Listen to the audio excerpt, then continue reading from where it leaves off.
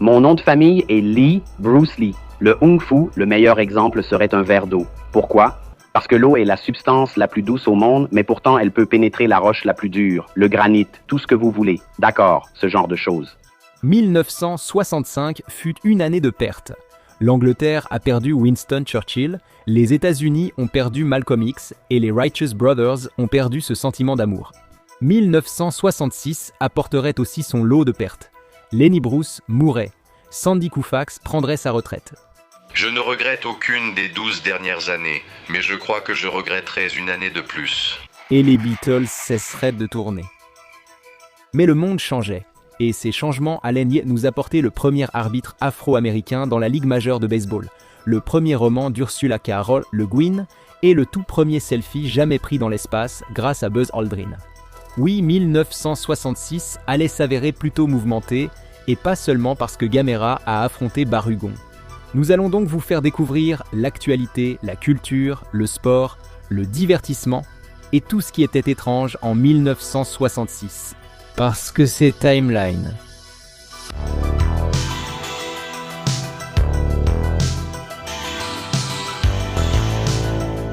Préparez-vous à de bonnes vibrations car cet épisode est entièrement consacré à 1966. Mais avant de commencer, n'oubliez pas de vous abonner à la chaîne Weird History et dites-nous dans les commentaires ci-dessous quels aspects des années 60 vous intéressent le plus. Prêt à découvrir ce qui s'est passé l'année de la première célébration de Kwanzaa? Bonne nouvelle pour les catholiques, c'est officiel, vous pouvez manger du spam le vendredi. 1966 a commencé avec la toute première grève à l'échelle de la ville contre l'autorité des transports de New York. Les travailleurs des transports ont fait grève le 1er janvier pour demander 30% d'augmentation, une semaine plus courte et de meilleures retraites. Je m'en fiche de pourrir en prison. Je ne mettrai pas fin à la grève. Pendant les 12 jours suivants, les habitants de la ville seraient privés de services de bus et de train. Le maire John Lindsay a d'abord été ferme, mais le 12 janvier, il a cédé, acceptant une augmentation de salaire et plusieurs autres revendications des grévistes. Batman a fait ses débuts au cinéma dans une série de 15 épisodes sortie en 1943. En 1964, Hugh Hefner a projeté cette série au Playboy Mansion, un événement qui a fait la une des journaux et a poussé Columbia Pictures à la ressortir. Le côté kitsch de la production en ont fait un succès auprès des étudiants, inspirant le développement d'une série télévisée tout aussi kitsch qui a débuté le 12 janvier. Passe-moi le spray bat anti-requin. Cette série mettait en vedette Adam West comme Batman. M'a donné toute une histoire. Oui, citoyen. Vous pouvez retourner à votre clavecin. Burt Ward dans le rôle de Robin. Sainte Safari, ceinture bancaire, Saint-Oléo. Une ribambelle de stars de cinéma jouant les méchants a duré 3 saisons. Revenez demain, même batteur, même bat de chaîne. Après le succès de Batman, ABC a tenté de miser encore plus sur les super-héros avec le Frelon Vert, qui suivait le super-héros éponyme se faisant passer pour un criminel et son acolyte Kato. Tu t'es vite installé derrière le bureau d'Herc. Quelqu'un devait diriger l'opération. J'étais le numéro 2. Peut-être avec l'idée de devenir numéro 1. Le duo a fait quelques apparitions dans Batman. On va encore affronter les justiciers masqués, et ça ne me plaît pas. Pourquoi pas? Nous n'avons jamais fui les ennuis auparavant. Mais leur série n'a pas séduit le public et a été annulée après une saison. Ce qui a cependant accroché, c'est l'acteur qui jouait Kato, Bruce Lee. Le Frelon Vert l'a fait connaître au public américain. Comment se fait-on découvrir? C'était en 64 lorsque je faisais une démonstration au tournoi mondial de karaté de Long Beach. Et son succès ultérieur en a fait un classique culte. Je suis Bruce Lee et je vous invite à me rejoindre chaque vendredi soir sur la plupart de ces chaînes ABC. Le 19 janvier, l'Inde a élu Indira Gandhi comme la première femme à devenir première ministre du pays. Gandhi était la fille de Jawaharlal Nehru, le premier ministre de l'Inde, et elle avait servi au gouvernement sous le premier ministre Lal Bahadur Shastri, dont la mort avait laissé le poste suprême vacant. Alors que certains pensent que le parti du Congrès au pouvoir a choisi de l'installer parce qu'il pensait qu'elle serait facile à contrôler, Gandhi est devenue une politicienne redoutable, exerçant ses fonctions jusqu'en 1977, puis de nouveau entre 1980 et 1984. Qu'est-ce qui fait que vous êtes cette personne à leurs yeux? Voilà ce que j'ai fait pour eux et ce qu'ils m'ont vu faire. Le 26 janvier, Jane Arna et Grant Beaumont, âgés respectivement de 9, 7 et 4 ans, ont disparu de la plage de Glenelg près d'Adélaïde, en Australie méridionale. Des témoins ont vu les 3 enfants avec un homme grand, aux cheveux clairs et au visage mince. Mais malgré des recherches exhaustives, ni les enfants ni l'homme n'ont jamais été revus. L'enlèvement présumé a fait la une dans le monde entier et a profondément influencé l'attitude des Australiens envers les enfants laissés sans surveillance. En 2026, l'affaire reste non résolue. En 1965, Ralph Nader a publié « Dangereux à n'importe quelle vitesse », un livre décrivant les dangers inhérents à la conception des automobiles fabriquées par General Motors. Le livre de Nader a été au centre d'une audition au Congrès au début de l'année 1966. Il y avait une coordination très étroite entre les constructeurs nationaux et la quantité de données publiées était totalement ridicule. Mais cela n'allait vraiment exploser que le 13 février lorsque le Washington Post a révélé que GM avait engagé des détectives privés pour suivre Nader. L'histoire a indigné le public et, du même coup, a propulsé ce défenseur des consommateurs relativement inconnu vers la célébrité. Cet épisode de Timeline vous est présenté par Dristan, c'est comme envoyer vos sinus en Arizona. Vous voyez, les comprimés Dristan réduisent le gonflement et la congestion des voies nasales et des sinus, qui provoquent le nez qui coule et les yeux larmoyants. Ne vous contentez pas de souhaiter être dans l'Arizona ensoleillé et sec. Souvenez-vous, Dristan, c'est comme envoyer vos sinus en Arizona. Prenez les comprimés décongestionnants Dristan. En 1964, le pilote NASCAR, Richard Petty, a remporté le Daytona 500 après avoir mené pendant 184 des 200 tours. Et jusqu'à ce moment-là dans l'histoire, personne n'avait jamais réussi cet exploit une deuxième fois. Mais le 27 février 1966, Petty a surmonté un retard de 2 tours et a pris la tête juste avant que la course ne soit interrompue à cause des orages. Petty a été déclaré vainqueur, devenant ainsi le premier pilote à remporter 2 fois le Daytona 500. Le 3 mars, l'Evening Standard de Londres a publié une interview dans laquelle John Lennon affirmait que les Beatles étaient plus populaires que Jésus. Je ne dis pas que nous sommes meilleurs ou supérieurs, ni que nous nous comparons à Jésus-Christ en tant que personne ou à Dieu ou quoi que ce soit. J'ai simplement dit quelque chose qui a été mal interprété. Quand cette interview a été republiée aux États-Unis, ça a déclenché une véritable tempête.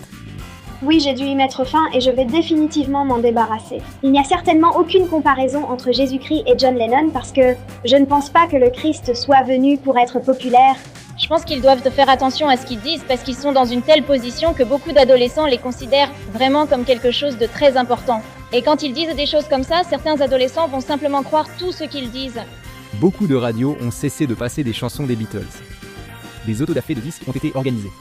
Le Ku Klux Klan a aussi manifesté devant certains concerts des Beatles. Lorsqu'un meurtre devient violent et très affamé, il a tendance à être entouré de ces petits livres bleus qui traînent autour. Les Beatles ont déclaré dans tous les journaux qu'ils devenaient plus populaires que Jésus. Nous avons des moyens pour arrêter cela si c'est le cas. La controverse s'apaiserait, mais des décennies plus tard, l'assassin de Lennon, Mark David Chapman, évoquerait cette interview comme motivation. La société de fabrication des frères Studebaker a commencé à fabriquer des automobiles en 1902. Au fil des années, Studebaker allait acquérir une réputation de fiabilité et de solidité. Mais après la Seconde Guerre mondiale, des difficultés financières ont mis l'entreprise en situation critique. En 1963, elle a fermé son usine américaine à South Bend, dans l'Indiana. Et le 17 mars 1966, la dernière Studebaker jamais fabriquée est sortie de la chaîne de montage de leur usine à Hamilton, en Ontario, au Canada. Tout le monde court après Alfie. Est-ce que tu m'aimes ? Que puis-je dire quand tu demandes ?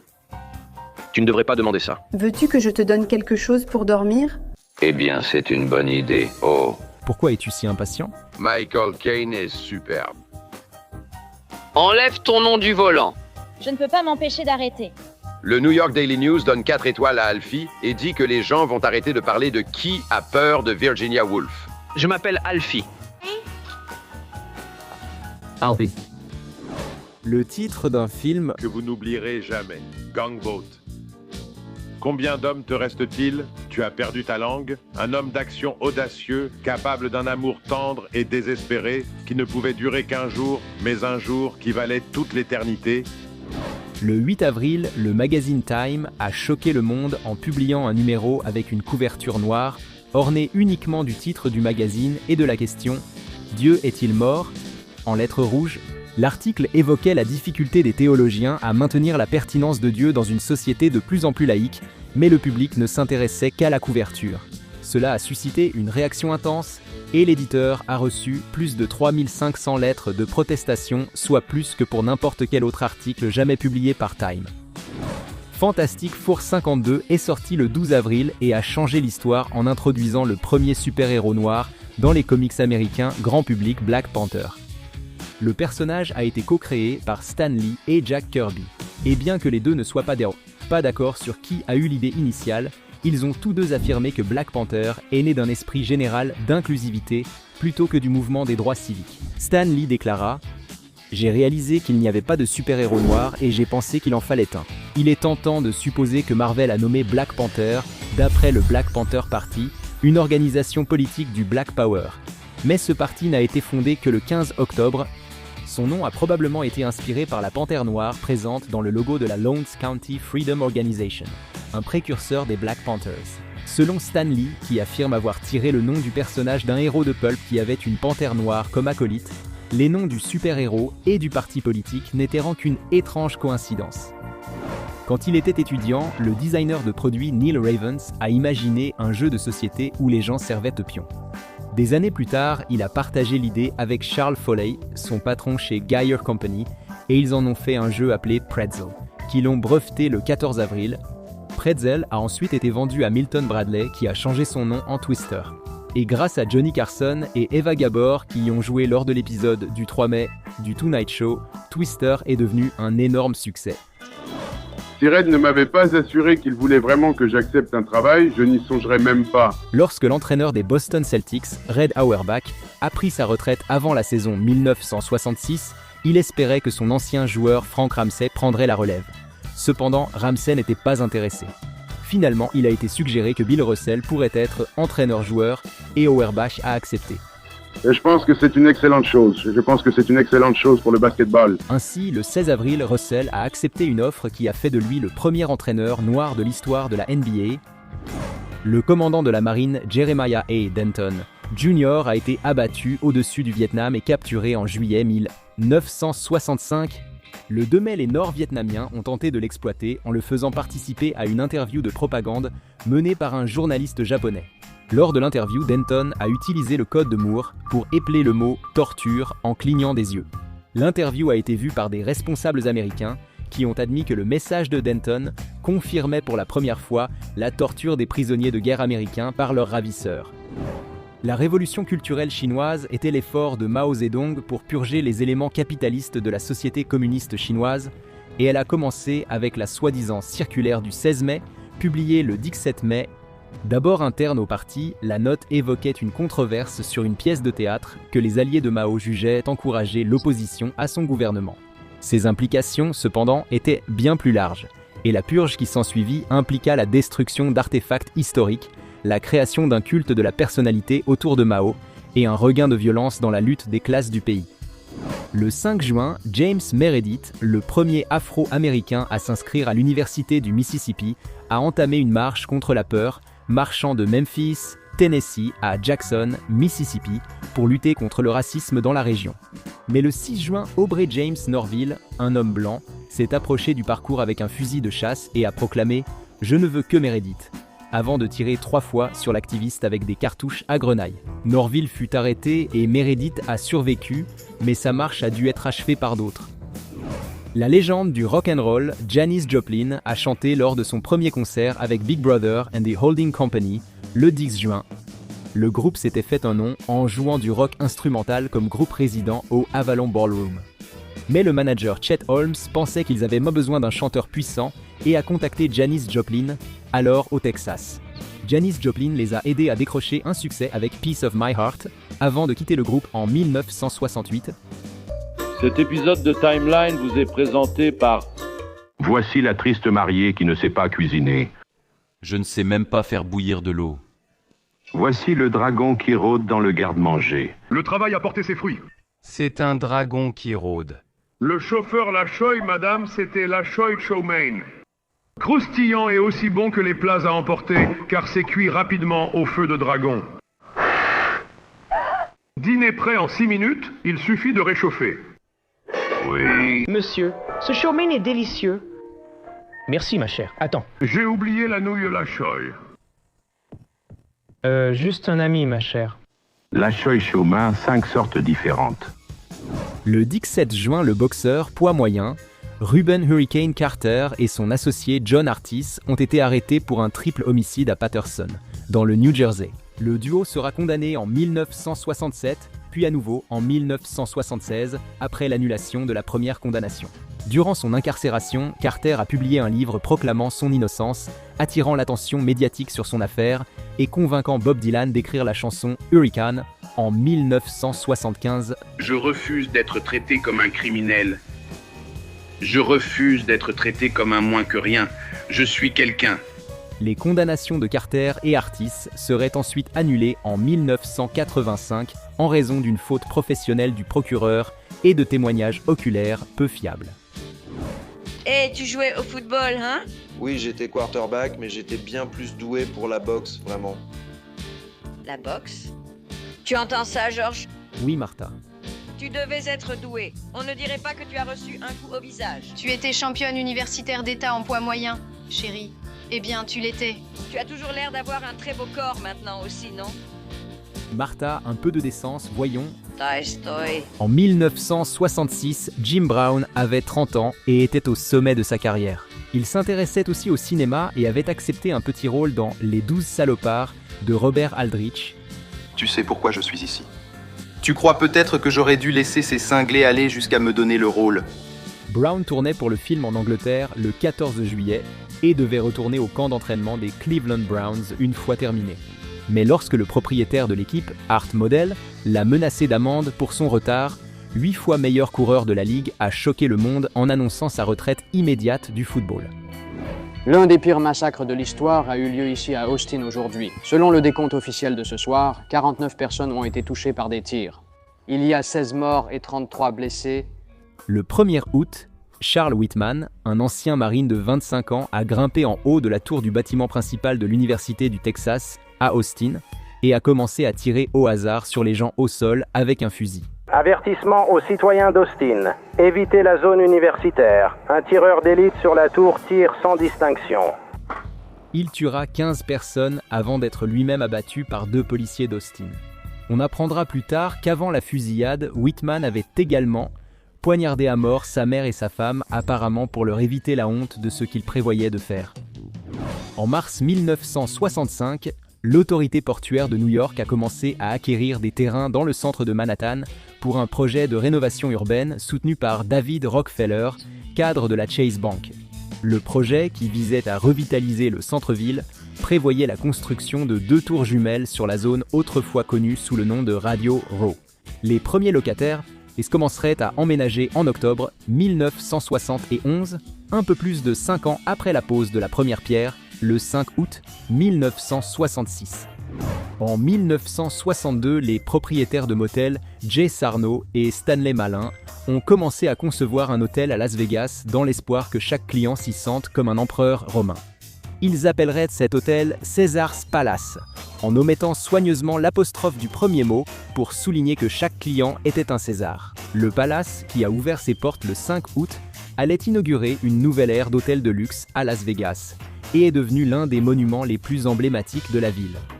La seule façon d'atteindre ce caillot, c'est de passer par l'intérieur du cerveau. Nous avons donc placé une équipe chirurgicale et un équipage dans un sous-marin. La réduire fortement en taille et l'injecter dans une artère. Attendez, ils ne peuvent pas me rétrécir. Je peux miniaturiser tout objet, mais je ne veux pas l'être moi-même. Le 27 août, Francis Chichester a quitté Plymouth, en Angleterre, à bord de son yacht, le Gypsy Moth Four. Il reviendrait 226 jours plus tard, le 28 mai 1967, en tant que première personne à avoir jamais fait le tour du monde en solitaire. Le voyage de Chichester a duré 9 mois et 1 jour, y compris la seule escale à Sydney, en Australie. Et pour son exploit, il a été fait chevalier par la reine Elisabeth II. Ralph Baer a commencé à réfléchir à la façon de jouer à des jeux sur un écran de télévision en 1951. Mais ce n'est que le 1er septembre 1966 qu'il a réellement élaboré un plan. Ce plan, rédigé à la main sur 4 pages de papier à carreaux, a convaincu ses employeurs chez Sanders Associates de lui accorder $2500 et une équipe d'ingénieurs pour développer la Brown Box, qui allait devenir la première console de jeux vidéo au monde. En 1971, la Brown Box a été concédée sous licence à Magnavox, qui l'a utilisée pour développer la première console de jeux vidéo commercialisée au monde, l'Odyssey.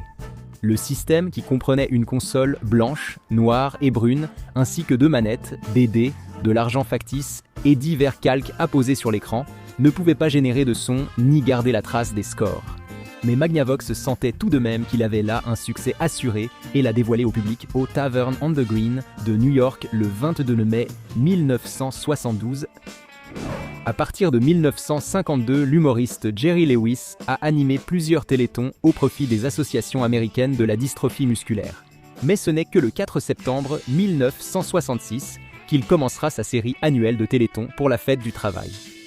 Beaucoup étaient bonnes sceptiques car les familles voyagèrent pour la fête du travail et ne regarderaient pas la télévision. Mais ces sceptiques avaient tort. L'émission a eu tant de succès qu'elle a récolté plus d'1 million de dollars. Et Jerry Lewis a littéralement dû grimper à une échelle pour ajouter un 7e chiffre au panneau d'affichage à 6 chiffres de l'émission. Cet épisode de Time Lock vous est présenté par... Lorsque les gens mangent des chips Doritos, un bon croc en appelle un autre. Ce n'est pas seulement parce qu'elles sont plus grandes et plus croustillantes que la plupart des autres collations. Les Doritos sont aussi savoureux que croustillants. Essayez les chips tortilla Doritos. Un bon croc en appelle un autre. L'espace, l'ultime frontière. Le premier épisode régulier de Star Trek, L'Imposteur, a été diffusé à la télévision américaine le 8 septembre. Mais si vous viviez au Canada, vous avez peut-être pu le voir 2 jours plus tôt, le 6 septembre. L'épisode qui a présenté au monde Kirk, Uhura, McCoy, Sulu et Spock a été choisi parce que le 2e pilote de la série, où l'homme dépasse l'homme, était jugé trop explicatif. The Man Trap a remporté sa case horaire, mais vu les critiques mitigées qu'il a reçues, on n'aurait jamais deviné qu'il lançait une franchise qui durerait des décennies. Je cherche un enregistrement spécial. Série de collection. Bonjour, Monsieur Briggs. 2 ogives nucléaires données à Santa Costa par une puissance ennemie sont stockées dans le coffre-fort de l'hôtel. Monsieur Briggs, votre mission, si vous l'acceptez, sera de retirer les 2 engins nucléaires de Santa Costa. Comme toujours, vous avez carte blanche quant à la méthode et au personnel. Mais bien sûr, si vous ou un membre de votre équipe IM êtes capturé ou tué, le secrétaire niera toute connaissance de vos actions. Cet enregistrement s'autodétruira 1 minute après la rupture du seau. En 1965, des rumeurs ont commencé à circuler selon lesquelles Chevy se préparait à lancer un concurrent à la Mustang de Ford extrêmement populaire. Ces rumeurs affirmaient que la voiture s'appelait la Panther. Mais lors d'une conférence de presse en juin 1966, Chevy a annoncé qu'elle s'appelait la Camaro. La voiture d'aujourd'hui. Le nom a été choisi pour évoquer l'idée de camaraderie et rester en accord avec les conventions de dénomination de Chevy, qui privilégièrent les mots commençant par C, comme Corvair, Chevelle et Corvette. La Camaro a ensuite été mise en vente le 29 septembre. La Californie a criminalisé la possession de LSD le 6 octobre, et tout le monde n'était pas content de cette décision. Pour exprimer ce mécontentement, un événement connu sous le nom de Love Pageant Rally a été organisé dans le Golden Gate Park, près du quartier Haight-Ashbury de San Francisco. Haight-Ashbury, centre du mouvement hippie, a fait de la plupart de ses habitants des hors-la-loi à cause de la nouvelle loi. La manifestation, qui comprenait des performances de Janis Joplin et des Grateful Dead, a attiré des milliers de personnes. Je ne crois pas qu'il y ait quelque chose à prouver. C'est simplement beaucoup de gens réunis dans le parc pour profiter d'une belle journée. La loi sur les droits civiques de 1964 était censée mettre fin à la discrimination fondée sur le sexe dans l'emploi, mais en 1966, peu de progrès avaient été réalisés. Après la 3e conférence nationale des commissions d'État sur la condition des femmes, plusieurs militantes se sont réunies dans la chambre d'hôtel de Betty Friedan et ont décidé de fonder une organisation nationale de femmes. Le groupe, aujourd'hui la plus grande organisation féministe des États-Unis, deviendrait officiel après la conférence du 29 octobre. Le 8 novembre, le politicien républicain Edward William Brooke, le 3e, est devenu le premier Afro-Américain jamais élu au Sénat des États-Unis au suffrage populaire. Représentant le Massachusetts, Brooke fut le premier Afro-Américain à être élu au Sénat depuis 1874 et le premier Afro-Américain à occuper un siège au Sénat depuis 1881. En 1973, il deviendra ensuite le premier sénateur afro-américain à être réélu, ainsi que le premier républicain à demander la démission de Nixon. En 1937, le commentateur sportif Ronald Reagan fait ses débuts au cinéma dans le film L'amour est dans l'air. Et en 1942, il a joué un rôle principal dans Kings Row, ce qui a fait de lui une star. En 1947, il est devenu président du syndicat des acteurs de cinéma et a commencé une carrière de politicien démocrate. Cependant, en 1966, il était devenu républicain et a défié le gouverneur en place, Pat Brown, en attribuant les émeutes de Watts à sa politique. Je sais qu'il y a des moments où si vous voulez qu'un travail soit fait, il vaut peut-être mieux faire appel à quelqu'un qui n'a pas encore découvert toutes les choses qu'on ne peut pas faire. La stratégie a été un succès. Et le 8 novembre, Reagan est devenu gouverneur de Californie.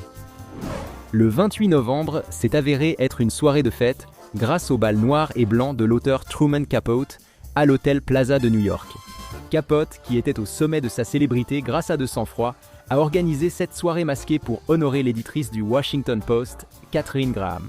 Et tous ceux qui comptaient étaient de présents. La liste des invités comptait des stars de cinéma, écrivains, compositeurs, journalistes, mondains, politiques, industriels et même des membres de la royauté. En révélant vos revenus, vous avez gagné de nombreux amis.